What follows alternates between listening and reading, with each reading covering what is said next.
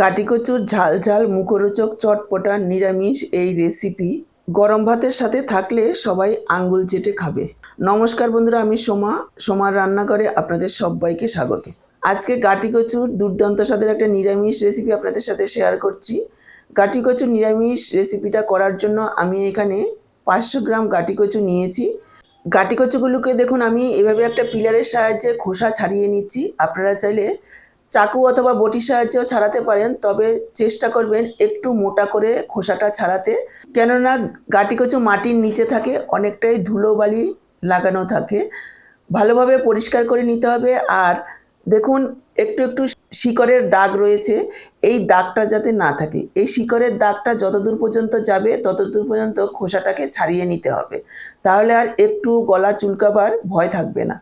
দেখুন আমি এইভাবেই খোসা ছাড়িয়ে নিয়েছি।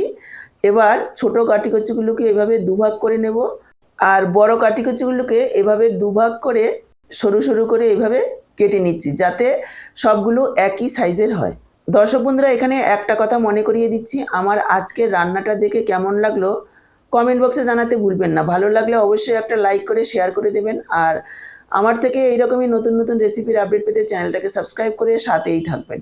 বেল বাটনটা অল করে দিলে আমার দেওয়া যে কোনো রেসিপির আপডেট সবার আগে আপনাদের কাছে পৌঁছে যাবে। ফেসবুক থেকে ভিডিওটা দেখে থাকলে সোমার রান্নাঘর পেজটাকে ফলো করার অনুরোধ রইল। দেখুন সমস্ত গাটি কচুগুলোকে আমি এইভাবে কেটে নিয়েছি। এবার গাটি কচুর মধ্যে দিয়ে দিলাম 1 চা চামচ মতো লবণ। লবণ দিয়ে গাটি কচুগুলোকে একটু মেখে 5 থেকে 10 মিনিট রেখে দেব। এতে করে গাটি কচুর যে একটা হরহরে ভাব রয়েছে সেটা অনেকটাই কম হয়ে যাবে। লবণ মেখে রাখার কারণে জল ছেড়ে দেবে, আর সেই হরহরে ভাবটাও অনেকটাই বেরিয়ে যাবে। 10 মিনিট মেখে রাখার পর দেখুন গাটি কচুর উপরে অনেকটাই পিচ্ছিল ভাব চলে এসেছে। এবার একটা ঝুড়িতে নিয়ে গাটি কচুগুলোকে ভালোভাবে ধুয়ে নিতে হবে, যাতে এই পিচ্ছিল ভাবটা একেবারেই না থাকে। দেখুন গাটি কচুগুলোকে ভালোভাবে আমি এইভাবে একটা ঝুড়ি থালায় করে ধুয়ে নিয়ে এসেছি। তারপর জলটাকে ভালোভাবে ঝরিয়ে নিতে হবে যাতে শুকিয়ে যায়। এবার একটা বাটিতে ঢেলে নিলাম, একটু ম্যারিনেট করে নেব। তার জন্য দিয়ে দিলাম পরিমাণ মতো লবণ, দিয়ে দিচ্ছি একটু হলুদ গুঁড়ো, দিয়ে দিচ্ছি লাল লঙ্কার গুঁড়ো, ঝালটা আপনারা নিজেদের পরিমাণ বুঝে দেবেন। দিয়ে দিচ্ছি 1/2 চা চামচ পরিমাণ ধনের গুঁড়ো, দিয়ে দিচ্ছি 1/2 চা চামচ জিরের গুঁড়ো, দিয়ে দিচ্ছি 1/2 চা চামচ আমচুর পাউডার। এই আমচুর পাউডারটা দেওয়ার কারণে একটা চটপটা টেস্ট আসবে, আর যদি কোনো রকম গলা চুলকাবার ভয় থাকে সেটাও আর হবে না। এই টক দেওয়ার কারণে সেটা নষ্ট হয়ে যাবে। এবার ভালোভাবে মেখে নেব।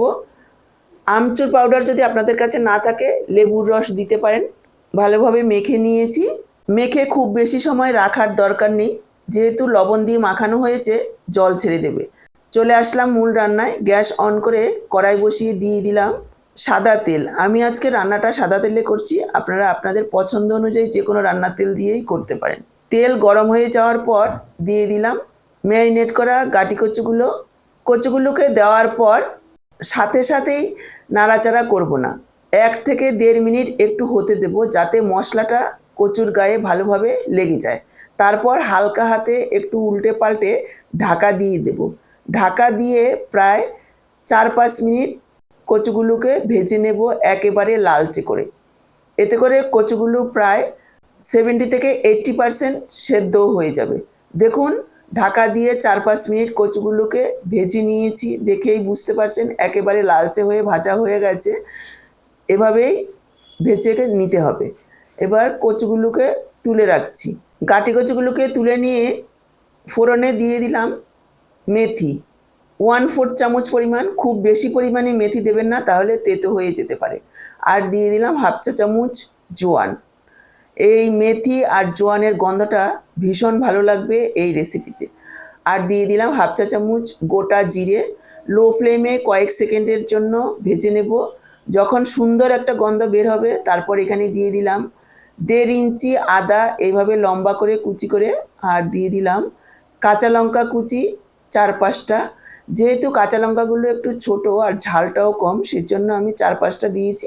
ঝালটা আপনারা নিজেদের পরিমাণ বুঝে দেবেন। আদা কাঁচা লঙ্কাটাকেও একটু ভেজে নেব 30 থেকে 40 সেকেন্ড মতো লো ফ্লেমে। আদা কাঁচা লঙ্কাটা ভেজে নিয়ে এখানে আমি যোগ করে দিচ্ছি 1 টেবিল চামচ পরিমাণ বেসন। বেসনটাকেও লো ফ্লেমে রেখে প্রায় 1 থেকে 2 মিনিট সময় নিয়ে ভেজে নেব। লো ফ্লেমেই ভাজতে হবে, তাহলে বেসনটা পুড়বে না। আর হাই ফ্লেমে ভাজলে বেসনটা পুড়ে যেতে পারে, কিন্তু ভাজাও ভালো হবে না। লো ফ্লেমে রেখে একটু সময় নিয়ে ভাজবেন, এতে করে স্বাদটা খুব ভালো হবে। পরে রান্নার পর কেউ বুঝতেই পারবে না যে আপনি এখানে বেসন যোগ করেছেন, কিন্তু খেতে অসাধারণ টেস্ট হবে। আর এই বেসনটা দেওয়ার কারণে মশলাটা একেবারে গায়ে লেগে থাকবে। বেসনটা এইভাবে নাড়াচাড়া করতে করতে দেখবেন একটু ফেনা ফেনা হয়ে গেছে, তখন বুঝে নিতে হবে যে বেসনটা ভাজা হয়ে গেছে। এবার আমি যোগ করে দিলাম 1 চা চামচ কাশ্মীরি লাল লঙ্কার গুঁড়ো। এতে ঝাল হবে না, কালারটা সুন্দর হবে, আপনারা চাইলে নাও দিতে পারেন। আর যোগ করে দিলাম টমেটো। এখানে আমি 2টো টমেটো দিয়েছি এভাবে লম্বা করে কেটে। আর যোগ করে দিলাম 1/2 চা চামচ গরম মশলার গুঁড়ো। আরও 1-1.5 মিনিট এইভাবে একটু লো ফ্লেমে নাড়াচাড়া করে ভেজে নেব। আরও 2 মিনিট মতো ভেজে নিয়েছি। এবার আমি যোগ করে দিচ্ছি ভেজে রাখা গাঁটি কচু। সব কিছু একসঙ্গে মিশিয়ে নেব। সব কিছু একসঙ্গে ভালোভাবে মিশিয়ে নিয়েছি। এবার আমি যোগ করে দিচ্ছি জল। এখানে একেবারে অল্প পরিমাণে একটু জল যোগ করতে হবে, খুব বেশি জল নয়। কোনো রকম ঝোল থাকবে না, শুকনো শুকনো হবে। তবে যাতে মশলাটা না পুড়ে যায় সেজন্য আমি 1/2 কাপ পরিমাণ জল দিয়ে দিলাম। মিশিয়ে নিয়ে ঢাকা দিয়ে 4-5 মিনিট লো ফ্লেমে রান্না করে নেব। দেখুন ঢাকা দিয়ে লো ফ্লেমে 4-5 মিনিট রান্না করে নিয়েছি। মাঝখানে দুবার ঢাকা তুলে একটু নাড়াচাড়া করে দিয়েছি যাতে না পুড়ে যায়। জলটা ভালোভাবে শুকিয়ে গেছে আর গাঁটি কচুগুলো খুব সুন্দরভাবে সেদ্ধ হয়ে গেছে। দেখুন উপরে মশলাদার আর ভেতরে নরম তুলতুলে, আর গাঁটি কচুগুলো খুব সুন্দরভাবে একেবারে নরম হয়ে গেছে। এবার আমি যোগ করে দিলাম 1/2 চা চামচ চিনি। যেহেতু আমচুর পাউডার দেওয়া রয়েছে, একটু মিষ্টি দিয়ে দিলাম যাতে স্বাদের ব্যালেন্স হয়। চিনিটা গলা পর্যন্ত আরও একটু নাড়াচাড়া করে নেব। গাঁটি কচুর অনেক রকম রেসিপি খেয়েছেন, একবার এইভাবে গাঁটি কচুর এই রেসিপিটা খেয়ে দেখুন, অসাধারণ খেতে হয়। গরম ভাত, রুটি সব কিছুর সঙ্গেই খেতে ভীষণই ভালো লাগে। আরও 1 মিনিট মতো নাড়াচাড়া করে নিয়েছি। এবার গ্যাসটাকে অফ করে দিয়ে একটু লেবুর রস দিয়ে দিচ্ছি অল্প পরিমাণে, এতে আরও একটু চটপটা টেস্ট আসবে। গ্যাস অফ করে লেবুর রসটা দেওয়ার পর আরও একবার মিশিয়ে নিলাম। তৈরি হয়ে গেছে আমাদের একেবারে শুকনো ঝাল ঝাল মুখরোচক গাঁটি কচুর নিরামিষ তরকারি। এবার আমি সার্ভ করে দিচ্ছি। আজকের রেসিপিটা দেখে কেমন লাগলো কমেন্ট বক্সে জানাতে ভুলবেন না। ভালো লাগলে লাইক, শেয়ার আর সাবস্ক্রাইব করে সাথেই থাকবেন। আজকে এই পর্যন্ত, আবার চলে আসবো এরকমই দারুণ টেস্টি কোনো রেসিপির সাথে। সবাই ভালো থাকুন, সুস্থ থাকুন। আপনাদের সবাই সুস্থতা কামনা করে এখানেই শেষ করছি। সবাইকে অসংখ্য ধন্যবাদ।